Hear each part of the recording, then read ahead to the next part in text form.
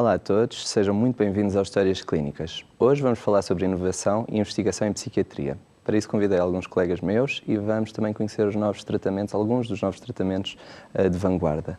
Conto com a presença habitual da doutora Síria Pereira, médica especialista em psiquiatria. Olá, Síria, mais uma vez bem-vinda. Investigação, o que é exatamente a investigação e porque é que ela é importante na nossa área? A meu ver, a investigação é importantíssima.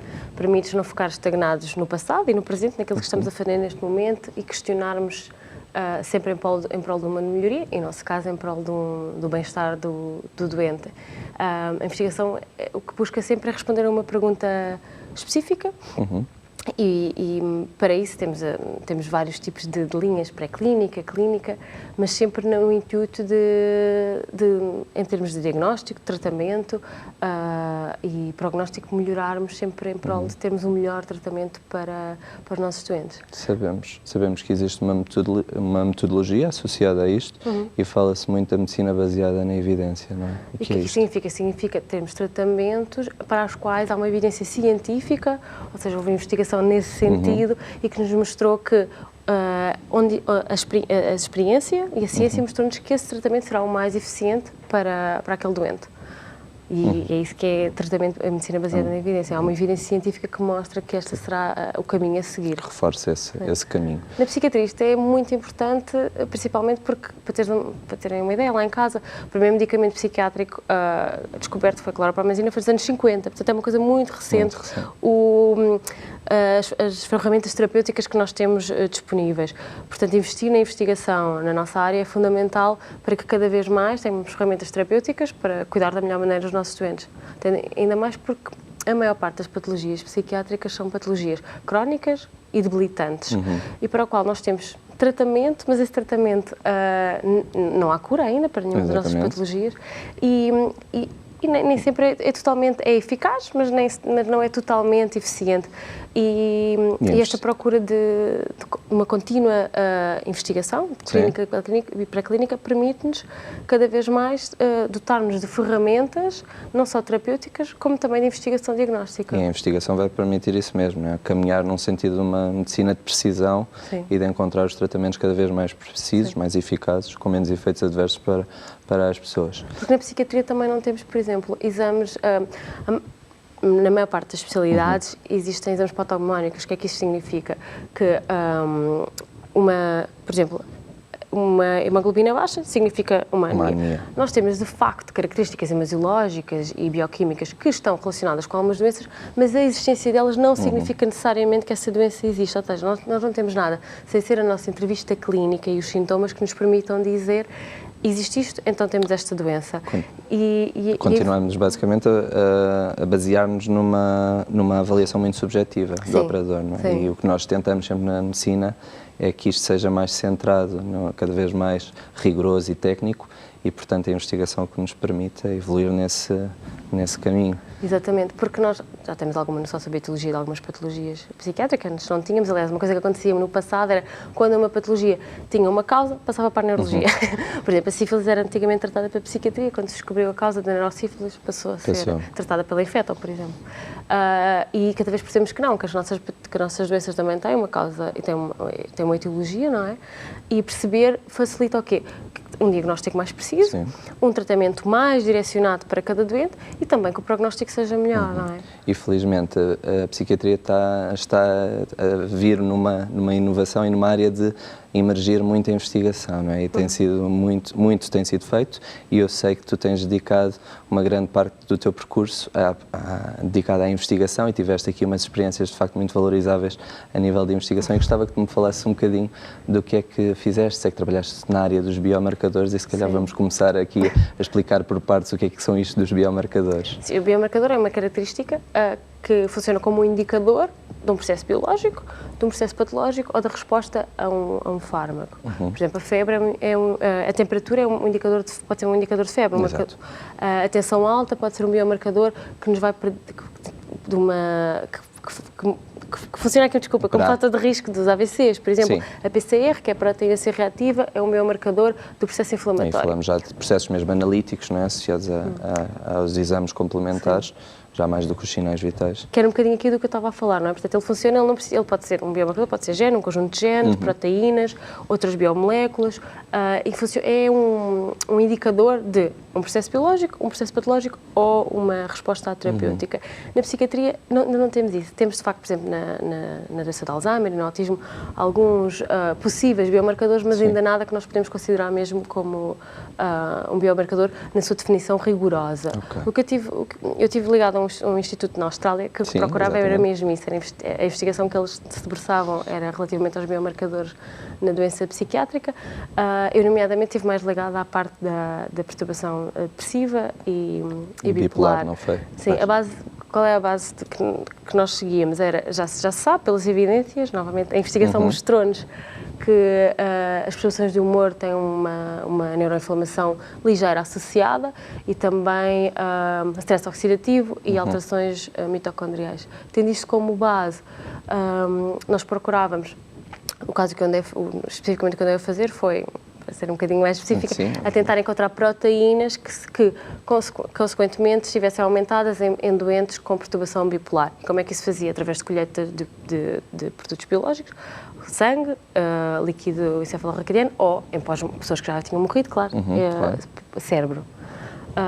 Infelizmente ainda não há assim muitos resultados nessa área. O que já uma imensidão de possíveis biomarcadores que se estão agora a tentar encontrar, não é? E há uns que sim, que se mostra que estão aumentados, mas ainda não se conseguiu determinar, o aumento disto significa que se tem uma perturbação depressiva ou uma perturbação bipolar. O que lhes permite, sim, depois, tendo por base estas evidências científicas, direcionamos aqui a nossa terapêutica pensando em novos fármacos e novas abordagens terapêuticas. Uma coisa muito interessante que na altura se falava era, tendo em conta esta evidência da neuroinflamação, que podia-se fazer uma terapêutica direcionada para diminuir a inflamação, para o tratamento da perturbação depressiva. E sabe-se que quando falamos disso, falamos coisas como anti-inflamatórios, por exemplo? E, sim. Começar tratamentos, se calhar, nessa linha, que parece um bocadinho... é sempre uma coisa mais de promoção da saúde ou uma terapêutica adjuvante à terapêutica que já existe. Porque os resultados, novamente, a investigação mostrou que há melhorias não na sintomatologia depressiva diretamente, mas no bem-estar, na qualidade de vida e na ansiedade. Não só com terapêutica anti-inflamatória, mas também com, por exemplo, a terapêutica para a hipertensão. Sim. Que pela maneira como vai influenciar um sistema do nosso cérebro, que é o sistema hipotálamo-hipófise suprarrenal, e por isso também vai ajudar no processo inflamatório. Portanto, regularizar todas as outras doenças comórbidas, aplicar estilos de vida saudáveis e se calhar não é necessário a pessoa lá em casa pensar que agora vai começar a tomar um anti-inflamatório em doses altas para tratar essa depressão. Isto é um bocadinho para mostrar realmente como o nosso corpo e o nosso cérebro é interessante e como a investigação nos abre aqui portas para percebermos as coisas de outra maneira e entender muito a base fisiopatológica do que é que se está a passar. Outra coisa que também se percebeu foi que alterações da mitocôndria. O que é a mitocôndria? É um organelo que nós temos na nossa célula e que é responsável pela nossa produção de energia. Olhando a perturbação bipolar como a mania, estamos com muita energia, a depressão com pouca energia, e também vendo novamente em cérebros de pessoas com perturbação bipolar, que já morreram, obviamente, que havia disfunção mitocondrial, também se percebeu que fazendo uma terapêutica novamente adjuvante, ou seja, uma terapêutica mais... Não se tira o tratamento da patologia farmacológica, dá-se um extra, usando... Essa diferença entre o extra e sem o extra, não é? Exatamente, e usando...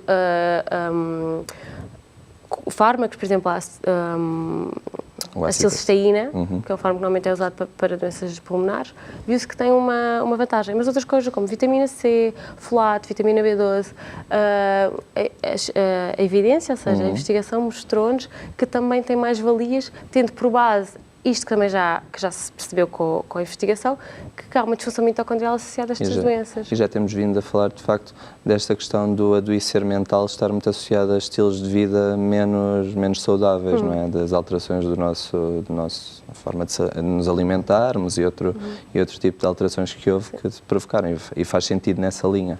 E como a promoção da saúde também é importante nisso, cada vez mais percebe, por exemplo, que o exercício é muito importante na nossa saúde mental, e também perceber aqui um bocadinho que, ao contrário do que muitas vezes se pensa, a doença mental, e principalmente muito relacionada com a depressão, as pessoas são preguiçosas, não têm motivação, e não, há alterações orgânicas importantes, biológicas, e por isso é preciso um tratamento farmacológico adequado, quando falamos de casos, episódios moderados a graves, não é?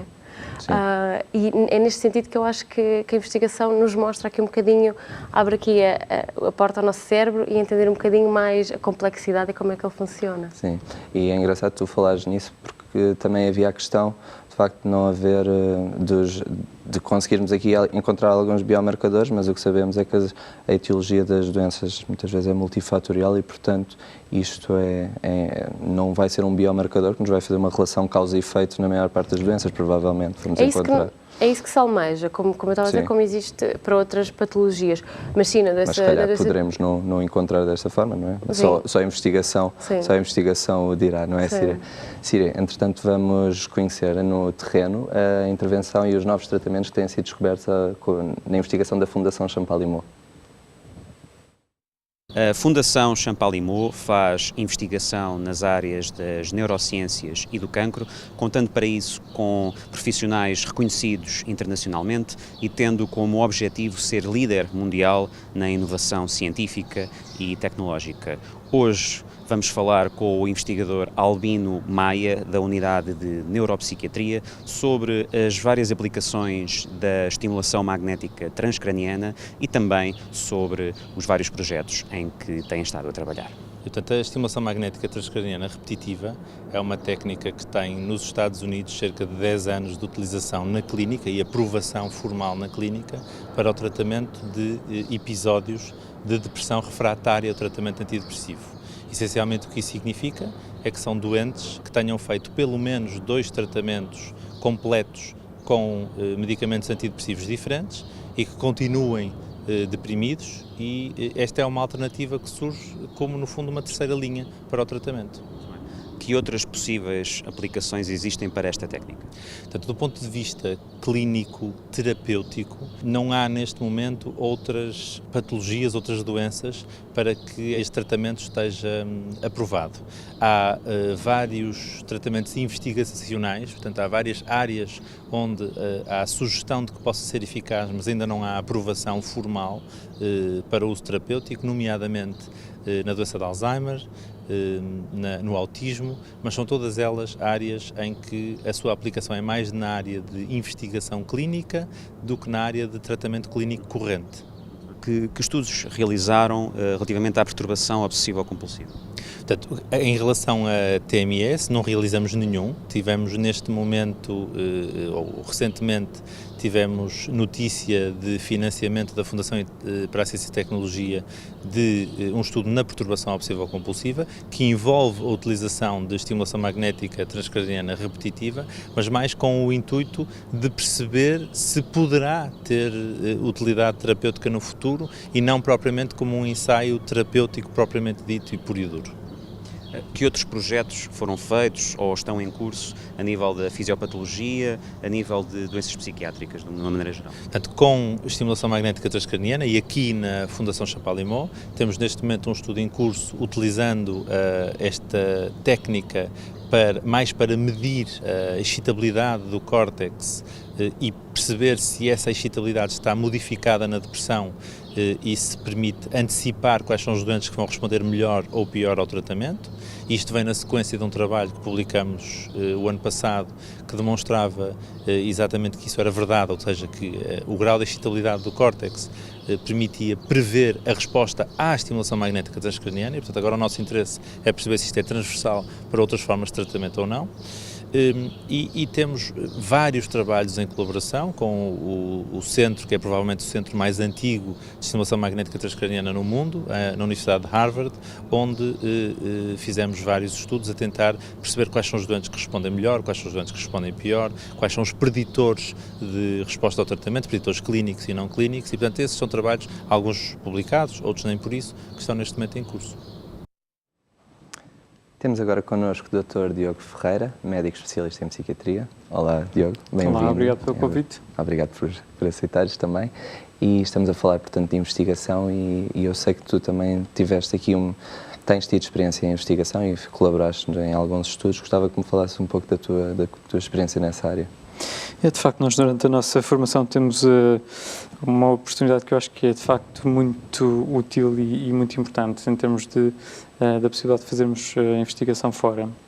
E eu tive a oportunidade de estagiar durante um período de 6 meses no King's College, em Londres, portanto, no Institute of Psychiatry, que agora se chama Institute of Psychiatry, Neuroscience and Psychology, e trabalhei na área da psicose, de uma forma muito geral, desde pessoas com psicose numa fase muito inicial até pessoas com psicose em fase crónica. Portanto, foram vários estudos diferentes. Esquizofrenias ou psicose no geral?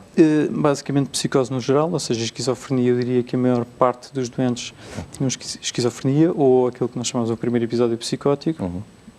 Havia doentes também com a perturbação esquizoafetiva e, portanto, basicamente, desde que tivessem tido história de psicose ou psicose tanto em alguns estudos numa fase inicial como noutros estudos numa fase mais, digamos assim, crónica, em fase crónica, a equipa ou as equipas em que eu tive, ou com as quais tive a oportunidade de colaborar, procuravam várias respostas diferentes, não é? Que ainda nos faltam hoje em dia para tanto as causas como porque é que diferentes medicamentos funcionam de uma forma mais eficaz do que outros e, portanto, era um bocadinho este o contexto. Ok.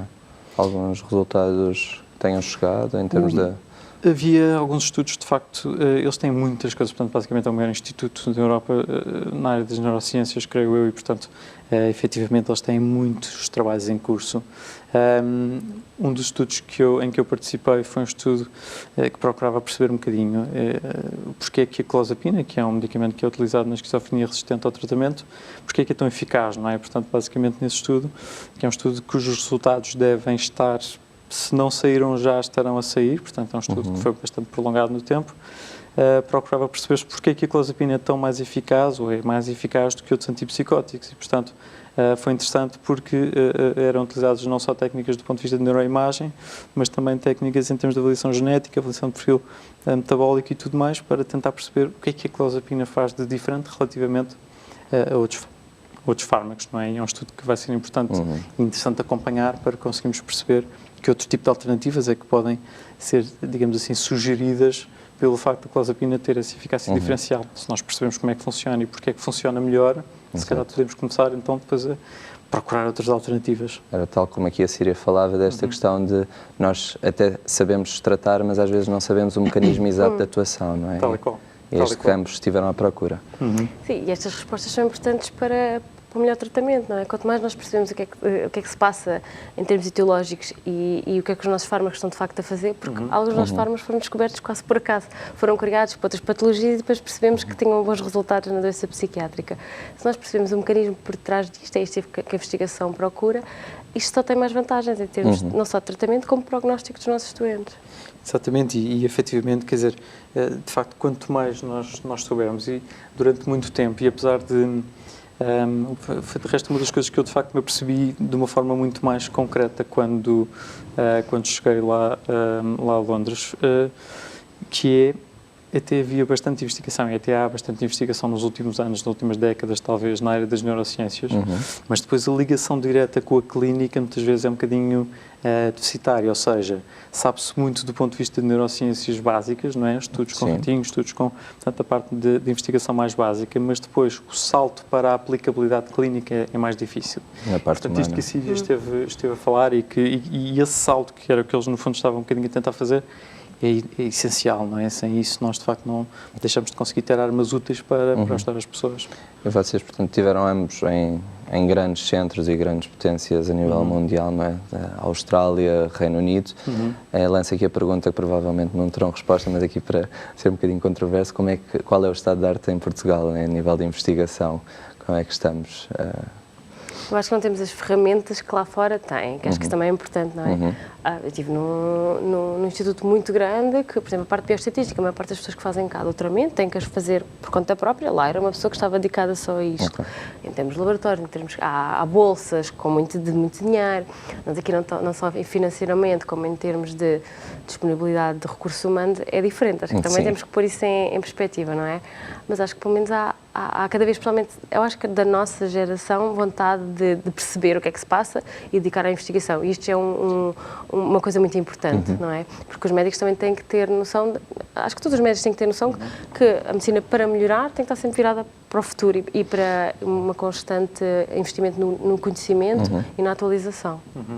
Sim, sem dúvida. Quer dizer, se pensar na diferença mesmo, estabelecendo aqui os paralelismos com o sítio onde trabalho aqui em Portugal, efetivamente, basta dizer isto, não é? Eu lá em Londres, quer dizer, há um edifício inteiro único e exclusivamente dedicado à parte da neuroimagem. Outro edifício inteiro único e exclusivamente dedicado à parte da avaliação genética e, portanto, são... Não sei se isto existe lá ou assim, se calhar pessoas unicamente dedicadas à investigação, que têm tempos dedicados unicamente para essa Era precisamente nesse ponto que eu ia tocar, porque isso eu acho essencial, que é tempo. Muitas vezes, muito frequentemente, é-nos pedido que façamos a investigação um bocadinho no nosso tempo pessoal, ou seja, temos a atividade profissional e temos até muitas vezes, muitos de nós têm o desejo de fazer investigação e têm interesse e têm motivação para isso, mas depois não temos tempo. Sim, não é-nos concedido esse tempo dentro do nosso horário laboral, o que não faz muito sentido. Isto é também o nosso país ainda não perceber a importância que tem a investigação, não é? Porque devia ser contemplado. No sítio onde eu tive, e pelo que eu percebi, a experiência foi igual, as pessoas estavam só dedicadas à investigação. Algumas faziam clínica, mas estavam maioritariamente dedicadas àquilo. Porque, de facto, requer muito tempo, não é? E energia. E aqui é exigido isso mesmo, que depois de 40 horas de trabalho, chegas a casa e do teu tempo livre vais dedicar a fazer isto. E assim, de facto, é difícil trabalhar, porque eu não tenho dúvida que é fomentada, e tanto no período de formação já todos sentimos, que é fomentada essa formação em investigação e essa procura de um gosto pela investigação, pelos benefícios que traz a nível da ciência. Mas, de facto, se calhar temos de remodelar aqui o modelo da forma que não somos só uma pessoa para 24 horas por dia e, portanto, se calhar não nos podemos esticar em 2. É, exatamente, e a própria dimensão daquilo que se consegue fazer e eu até diria mais a relevância clínica e científica do que se consegue fazer com mais tempo, com mais disponibilidade, com mais recursos, é muito diferente, não é? E, portanto, o interesse prático que tem também é muito diferente. Sim. Temos estado a falar muito em termos de investigação em mecanismos de ação e de procura de etiologias para as doenças mentais, mas também existe muito trabalho feito a nível de tratamentos. Vimos ali na Champalimau falarem sobre os estudos que têm sido feitos com a eletroestimulação transmagnética e, neste caso, tu, Diogo, tens dedicado a uma área também muito interessante que é a DBS, a eletroestimulação profunda. Exatamente. Fala-nos um bocadinho do que é isso. Sim, basicamente a estimulação cerebral profunda, ou DBS, como referiste, que é o acrónimo em inglês, não é? De Deep Brain Stimulation, no fundo é uma técnica recente, mas que resulta de um princípio antigo, não é? Que é basicamente uma técnica que deriva um bocadinho da psicocirurgia, que durante muito tempo foi muito demonizada e com alguns motivos para crítica, não é? De facto, é um procedimento pelo qual o professor Egas Muniz, não é? Ficou desde sempre muito conhecido, não é? Com a leucotomia, mas que era um procedimento que era de facto muito grosseiro, não é? E que trazia consequências depois também clinicamente que hoje em dia seriam absolutamente indefensáveis e eticamente muito questionáveis, não é? Mas no fundo é um procedimento que, em termos do seu princípio, não deixa de ter um certo interesse e basicamente o princípio é, no fundo, conseguir, hoje em dia, obviamente, não de uma forma grosseira, não é? Aliás, da forma mais fina e mais precisa que tecnicamente nós conseguir, através da colocação, neste caso da estimulação cerebral profunda, portanto, conseguir através da colocação de elétrodos em determinadas regiões do cérebro, conseguir modular o funcionamento de determinados circuitos neuronais que se pensa que podem estar envolvidos ou podem, digamos assim, ser... cuja alteração do funcionamento pode estar subjacente a determinadas patologias psiquiátricas, nomeadamente à perturbação obsessiva-compulsiva, à depressão, à anorexia nervosa, às dependências, e, portanto, através da modulação desses circuitos, conseguir, de alguma forma, regular o seu funcionamento e, por conseguinte, diminuir os sintomas. Ok, portanto, isso é o funcionamento geral da técnica. E essa técnica tens aplicado cá em Portugal também? Em Portugal, neste momento, é uma técnica que é aplicada no Porto, em Coimbra e em Lisboa. Existem doentes operados nos 3 centros para perturbação obsessiva-compulsiva, que eu diria que é atualmente de longe o diagnóstico com mais evidência nessa área. Aliás, de resto, o aparelho, portanto, o neuroestimulador está aprovado na Europa para o tratamento da perturbação obsessiva-compulsiva. E, efetivamente, os resultados são bastante animadores, não é? De uma forma geral, e o que a evidência mostra, não só nos nossos casos cá em Portugal, mas em geral, o que a evidência mostra é que há claramente uma melhoria da sintomatologia, não só em todos os casos, em cerca de 60% dos casos, mas ainda assim é muito relevante, e a melhoria dos sintomas, e é importante salientar que estamos a falar de pessoas que não melhoraram ou que melhoraram muito residualmente com todas as outras tentativas de abordagem. Uma questão que se ia colocar era se isto é um tratamento de primeira linha. Pois, ou seja, no fundo estamos a falar de, digamos assim, de uma terapêutica de fim de linha, ou seja, são pessoas que não melhoraram com absolutamente nada, intervenção farmacológica, intervenção psicoterapêutica, e que, portanto, estavam um bocadinho estagnadas em termos de opções terapêuticas, e, portanto, a estimulação cerebral profunda surge nesse contexto, como um tratamento de fim de linha, que pode, digamos assim, trazer uma melhoria, e uma melhoria que muitas vezes não permite necessariamente a pessoa ficar completamente sem sintomas, mas pode permitir uma melhoria suficiente dos sintomas para que haja uma grande diferença em termos da qualidade de vida da pessoa. E isso é, em si mesmo, muito relevante. Não é? Sim, porque normalmente são doentes que passam horas, às vezes o dia inteiro, nos seus rituais, e que impede completamente que mantenham uma vida normal, não é? São doentes com uma... Não, obviamente vocês não operam doentes graves, não é? Portanto, Isto acho também é importante aqui, perceber. mas os doentes com uma doença obsessiva-compulsiva têm, de facto, estes rituais todos e que são altamente impactantes no dia-a-dia. Exatamente. E ao contrário, se calhar, de doentes psicóticos, têm noção que estas obsessões, estas ideias ruminantes que têm na cabeça deles, são deles, mas que eles não conseguem controlar, não é? Portanto, isto é muito, muito desgastante para estes doentes. Estes doentes têm um sofrimento muito, muito grande e não conseguem controlar nem estas ideias obsessivas, nem as compulsões que fazem para aliviar estes sintomas.